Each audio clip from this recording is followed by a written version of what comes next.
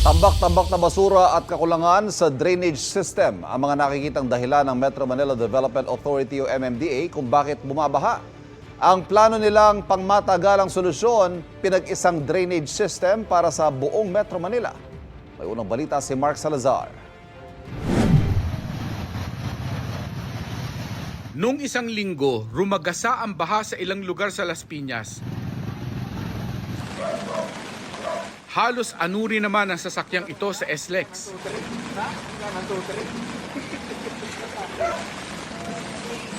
Ang mga lugar na ito sa South ay isa sa 8 critical flood-prone areas ng Metro Manila. Sa bawat lugar, iba ang dahilan ng pagbaha at iba ang kailangang solusyon. Isa po sa nakakaapekto dito ng malaki ay yung pong kakulangan ng drainage system, particularly sa SLEX. At ganon din po yung Skyway. Diretso raw po bumabagsak sa karsada, hindi po makalabas kaagad.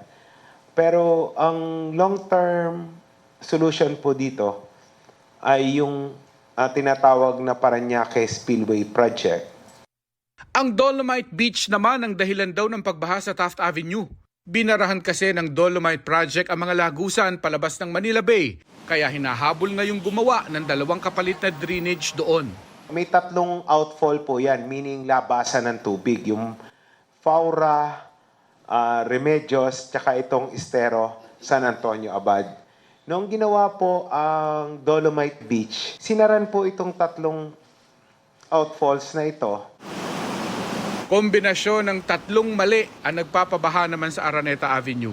Mababa ang lugar, basura at kakulangan sa drainage. Kailangan ng maraming pumping station sa lugar.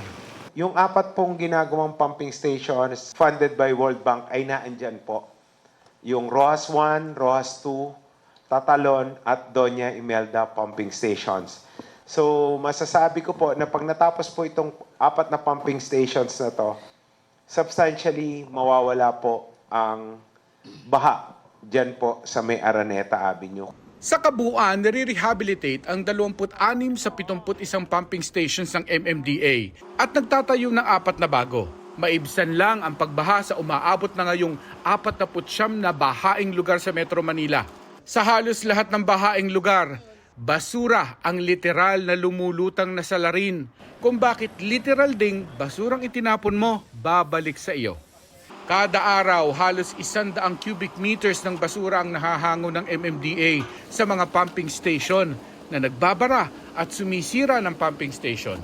Kahit ano pong linis ang gawin namin, kung patuloy yung pagtatapon ng basura sa ating mga waterways, wala po talagang mangyayari. Tapos po, sisisihin natin ang pamahalaan. We have to do our share. Kabilang sa mga long-term solution ang pinag-isang drainage system sa buong Metro Manila. Ang Marikina Dam na sasalo ng tubig ng Sierra Madre at Parañaque Spillway na magtatapon ng tubig baha mula Laguna Bay palabas ng Manila Bay. Buo na ang plano sa lahat ng ito. Pondo na lang ang kulang. Ito ang unang balita. Mark Salazar para sa GMA Integrated News. Kapuso, huwag magpapahuli sa latest news and updates. Mag-iuna ka sa balita at mag-subscribe sa YouTube channel ng GMA Integrated News.